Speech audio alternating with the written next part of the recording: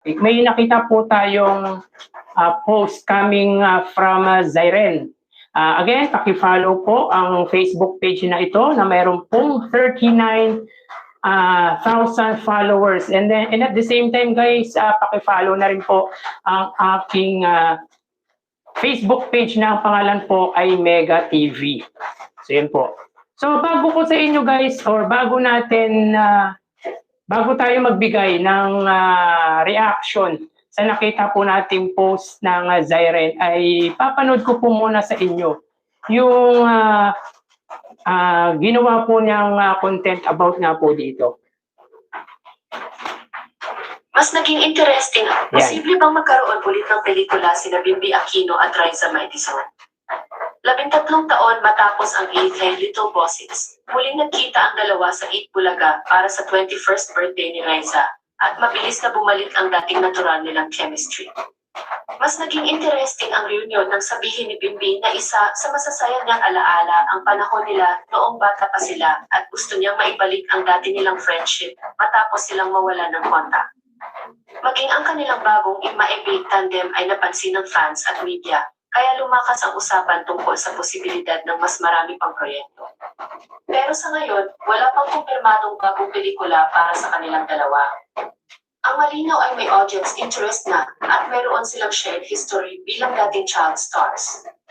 Kung magkakaroon man sila ng bagong movie, magiging interesting ito dahil hindi na sila mga batang artista tulad noong 18 Little Bossings. Makikita ng audience kung paano nagbago ang kanilang acting, personality, at chemistry pagkalipas ng maraming taon.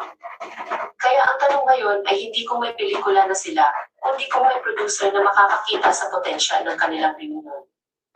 Isang bagong Bimbi at Raisa movie ang maaaring maging kombinasyon ng nostalgia at bagong kwento, pero sa ngayon, posibilidad pa lamang ito, hindi isang kumpirmadong proyekto. Hindi lang sa pisikal na anyo nakikita kung bakit patuloy na napapansin si Raisa Maidison. Mula nang makilala siya bilang Little Miss Philippines noong 2012, naging bahagi ng kanyang appeal ang kanyang natural na personalidad, confidence, at kakayahang makipag-connect sa audience. Habang lumalaki siya, nagbago ang kanyang style at image, pero nanatili ang personality na unang minahal ng mga manonood. Mas naging confident siya bilang host, performer, at public personality habang patuloy na nakikilala sa Itbulaga. Marami ring fans ang naaakit sa kanyang pagiging natural. Hindi niya kailangang pilitin ang kanyang kilos o pananalita para mapansin. Sa bawat appearance niya, dala niya ang familiarity ng isang personalidad na matagal nang nakikita ng publiko. Kaya kapag tinatanong kung gaano kaganda si Raisa Mai, hindi lang mukha ang sagot. Kasama rito ang kanyang confidence, charm, personality, at ang kakaibang connection na nabuo niya sa audience mula pagkabata hanggang sa kanyang paglaki. Hindi man naging grand winner si Jerome Evardo, naging mahirap pa rin siyang kalimutan. So yun guys, ang tanong po dito ay posible ba na magkaroon ng pelikula ang team Maybe or yung tambalan nila Raisa Maidison at Bimbi Aquino? So guys, posible po yan guys. Malaking posible na magkaroon ng movie basta magkakaisa lamang po guys ang lahat po ng fandom na talents nga po ng Itbulaga. Mapa Team Raisa May, Team Bimbi, Team Singing Queen, or ano pong fandom na meron ang Itbulaga. Ay wala naman pong problema sa producer. Bakit ko nasabi na walang problema sa producer? Well, nandiyan po si Bossing guys. Diba? Nandyan si Bossing Vic Soto, nandyan si Miss Chris Aquino. Mga mayayaman yan guys. Kaya nilang mag-produce ng sarili nilang pelikula. MZ ni Bossing Vic Soto. Siyempre, associates guys yung MZ sa APT. Di ba? At di naman po kaiba sa APT si Raisa Maidison. Hindi po problema ang producer. Ang problema guys ay kung paano pa po natin paiinitin at lalong palalakasin ang tambalan ni Raisa Maidison at Bimbi Aquino. Kailangan po ng support group. Magkaisa po ang mga fandom ng Eat Bulaga, maparo-welcomean po niyan. Nandiyan naman po si Bossing, yung MZ, di ba? Hindi po problema. Ang problema guys ay kailangan mas uminit pa po yung pangalan ni Raisa May Dizon at Bimbi. Ano ba yung babagay na magandang kwento para kina Raisa May Dizon? Para sa inyo guys, anong kwento ang pwedeng bumagay sa tambalan ni Raisa May Dizon? Ako guys, ang inisip ko ay comedy. Dahil affiliated guys si Raisa May Dizon as comedian. Diba? Tapos si Bimbi Aquino Yap ay mala serious type of person. Depende po sa kwento guys. Kung may magandang kwento na maihahain guys. Kahit support muna sila, supporting role muna sila. Kahit hindi muna sila yung pinaka bida sa pelikula. Support muna sila. Di po natin alam, baka masama po si Raisa at Bimbi sa pelikula na gagawin ni Bossing at Vice Ganda. For sure naman, meron naman pag-uusap yan eh. Like example, si Vice Ganda, merong agreement na isasama ko sa moving ito, si ganto, si ganyan. Ganun din si Bossing Vic Soto. May iba, lalo na't mainit ang maybe guys, yung tambalan Raisa May Dizon at Bimbi Aquino Yap. So para sa akin, more events, tapos more interview, para mas lalo pong ma-expose ang tambalang Raisa at Bimbi at commercial. Makakatulong po yung commercial guys. Makakatulong po ang commercial para lalo pa pong umingay. Malakas po ang suporta na meron ang Team Maybe. Marami pong supporting group na talagang sumusuporta, humahangat, nagmamahal kina Raisa at Bimbi. Pero bukod doon sa sinabi natin, kailangan din po talaga magkaisa ang mga fandom na meron ang Eat Bulaga. Kumbaga, wag nang magsiraan at magtulungan. Magkaisa guys, magkaisa. Kumbaga para sa akin, ang tagumpay ng Maybe ay tagumpay din po ng lahat. As long as sasama ka or bahagi ka ng Eat Bulaga. Ang tagumpay ng Eat Bulaga guys kasi ay tagumpay ng lahat ng talent nila. Kumbaga collective effort po yan guys. Ngayon, kung hindi po magkakaisa ang lahat ng fandom ng Eat Bulaga, ay medyo hihina po yung pangalan ng Team Maybe. Lalo na't may ilan nga po tayong nababasa na parang nagkakasiraan pa po yung ilang supporter ng tulad ni Roel Carino, tapos yung Team Maybe. Hindi naman totally nagkakasiraan. Parang may konting something na hindi maganda pakinggan. Yun yung kailangan natin guys yung support group. Kumbaga yung suporta ng publiko, yun po ang pinakakailangan.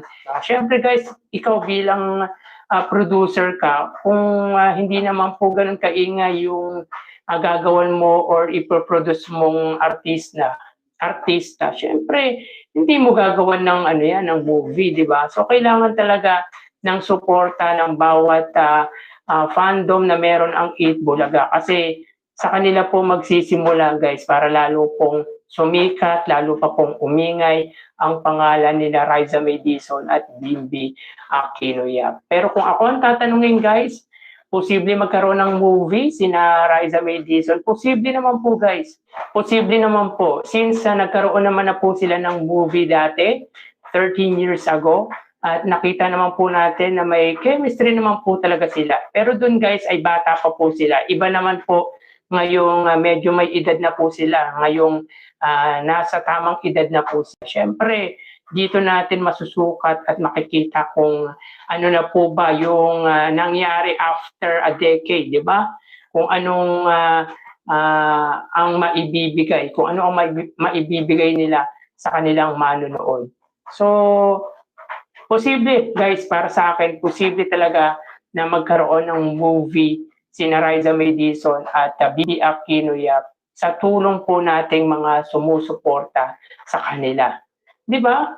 Kasi pag united tayo, nagkakaisa tayo, talagang lahat sinusuporta natin at talagang lalo natin pinapaingay yung tambalan ni Raisa May Dizon, ay maraming producer ang mag-produce para sa kanilang dalawa. At hindi naman na imposible guys, if ever man na magkaroon ng movie sina Raisa at Bimbi, ay hindi po pwedeng hindi makasama or hindi po pwedeng hindi mag-produce dyan si Bossing Vic Soto. Natatandaan nyo guys, nung mag-produce si Bossing Vic Soto ng pelikula na hindi po siya imbida, yan po ay ang pelikula ni na Jose Manalo at Wally Bayola. Nakalimutan ko lang yung title guys eh.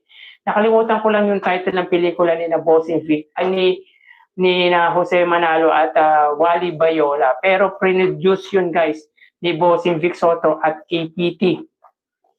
Pre-produce ng APT at ni Bossing Vic Soto yung pelikula ni na Jose Manalo at Wally Bayola. Pogi Brother ata yun guys, yung title ng pelikulang yun. At kung lalong iinit guys kung lalong iinit at talagang sisikat nga po ang Team Maybe or ang tambalan ni na Raisa May Dizon at Bimby Aquino Yap ay hindi po manghihinayang na mag-produce nga po dyan. Sina Bossing Vic Soto ang APT at susuportahan po yan ni Miss Chris Aquino na kilala naman pong mayaman. Si Miss Chris Aquino. And of course guys, yung kwento. Ano bang kwento na gusto ninyong ihain ni na Raisa May Dizon at Bimby Aquino Yap? Pero para sa akin guys, since affiliated si Raisa May Dizon as a comedian at serious type naman po si Bimby Aquino Yap, so para sa akin comedy. And of course, para lalong makita yung chemistry nila, more events, more interview, commercials, and of course kahit supporting role muna sila at hindi naman po posible na masama po si Raisa May Dizon at Bimby sa pelikulang gagawin ni na Vice, di ba? Since mainit naman po ang pangalan at talagang pinag-uusapan niya po ang tambalan ni na Raisa May Dizon. Tulad nga po na sinabi natin guys, di ba? Ang si na Raisa May at Bimby ang for now, na maituturing po nating muka ng love team. Di ba? Talagang pinag-uusapan, talagang mainit na pinagtitilian. Di ba? Tsaka malaki yung fandom na meron guys ang tambalan ni na Raisa May Dizon. At kung magtutulong-tulong tayo, magkakaisa tayo guys, na suportahan ang tambalan ni na Raisa at Bimby, hindi po imposible guys na talagang magkaroon po sila ng movie. Mahal na mahal ni Bossing si Raisa May Dizon guys. Hindi manghihinayang na magluwan ng pera si Bossing para kay Raisa May Dizon. Walang problema sa producer. Pero kasi syempre, kailangan din talaga makita ng producer na talagang mainit na po talaga ang pangalan. Or sabihin po natin, maingay po talaga ang pangalan at pinag-uusapan po talaga ang tambalan ni na Raisa May Dizon. So, kailangan lahat po ng fandom na meron ang Eat Bulaga, Mapatim Ruel, Patim Singing Queen, lahat po, Main Mendoza follower, supporter, lahat po yan, magtulong-tulong po sana para nang sa gayon ay mas lalo pong makilala at lalo pong uminit ang pangalan ni na Raisa May Dizon at Bimby Aquino. Kasi kung hindi ka mainit guys, kung hindi mainit yung pangalan mo, ay paano mag-produce sa'yo? Di ba? Kailangan makita muna yung potential na meron si na Raisa at Bimby. Di ba? Yung talagang yung suporta ng publiko ay nandoon. Di ba? Yun naman talaga yung pinaka-importante para at least hindi sila manghinayang na mag-produce. Ganun lang naman yun. Basta magkaisa guys, lahat ng supporting group na meron ang Eat Bulaga, malaki po ang posibilidad na magkaroon ng sariling pelikula sina Raisa May at Bimby Aquino Yap. At hindi po natin problemahin ang producer. Bakit kanyo? Unang-una, nandyan si Bossing Vic Soto, nandyan din po si Miss Chris Aquino. Mga kilalang silent billionaire po yan mga yan, guys. Mga mayayaman po yan, kaya po nilang mag-produce ng sarili nilang pelikula. Diba? Lalo na si Bimby. Diba? Lalo na si Raisa May Dizon, mahal na mahal. Ni Miss Chris Aquino, si Raisa May Dizon at si Bossing Vic Soto, nandyan yung MZ. Ni Bossing Vic, nandyan yung APT na hindi naman po kaiba. Si Raisa May Dizon, maraming pwedeng mag-produce sa tambalan ni na Raisa at Bimby. As long as magkakaisa guys, wala pong imposible. Lahat ng fandom na meron ang artist ng Eat Bulaga, basta magkakaisa, basta suporta ng publiko ang kailangan guys.